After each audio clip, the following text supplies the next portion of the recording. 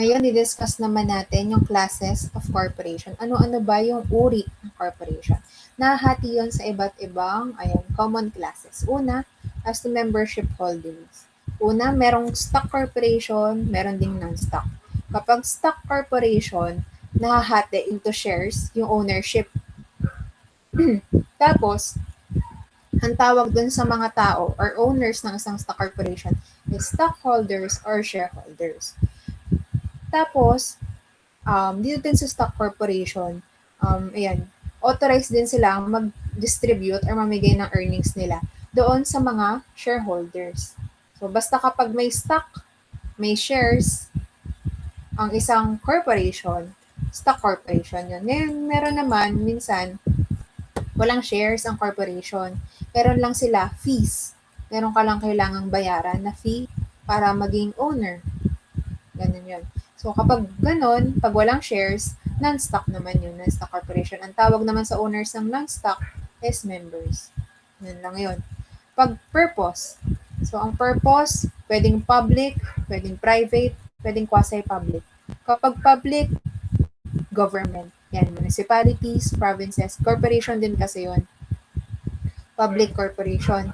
Next, private corporation. Ito na yung mga businesses, usual yung makikita. Mga sari-sari ng Jollibee, McDo, yun, lahat ng yun. Mga private, madali naman. Next is yung quasi-public corporation. Ito naman, private siya. Ibig sabihin, owned siya ng mga private na tao. Pero, ang pinaperform nila na business is pang-public. Halimbawa nga, Meralco. Diba? Yung Meralco kasi owned yan ng mga Lopez. Diba? Mga private na tao, hindi naman sila government. Pero, ang sineserbisyohan nila, yung buong Manila. Diba? Yung marami silang sineserbisyohan. Public ang sineserbisyohan nila. So, quasi-public yung tawag doon. Same with PLDT. The private yung may-ari nun. Private na tao, hindi naman ito pagmamayari ng government. Pero ang sineserbisyohan nila is karamihan, yung maraming tao. Ayan. Kaya ang tawag sa mga ganong corporation is yung quasi-public corporation.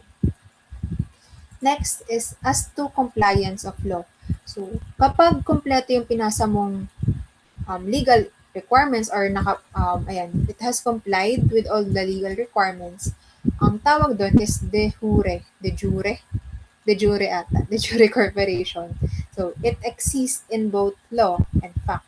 Ngayon, kapag naman kulang yung ibang legal requirements na binasa mo, ang tawag naman sa'yo is de facto corporation. Yan. Ito naman kung ano lang yung pinasa mong requirements. Next is as to law of criterion. Merong domestic corporation, merong foreign corporation. Kapag inorganize ka sa Philippines, ang tawag sa'yo domestic. Kaya nga domestic, diba? Pag naman sa ibang bansa, syempre, foreign corporation. Halimbawa, mga Coke, Nike. Yan, sa ibang bansa yan. Pero pag domestic, ano-ano ba yung mga domestic? Yan, ABS, GMA. So, yun yung mga organized dito sa Philippines. Naman, extent of membership. Ito kung sino yung mga owners. Kapag open corporation, open siya sa maraming tao. Yan, many investors. Kahit sino, pwede siyang bumili. Pwedeng bumili. Pero kapag closely held corporation or family corporation, ito, usually, hindi open yung shares niya na ibenta sa public. Madalas, own lang siya ng 5 persons or less. Ganyan.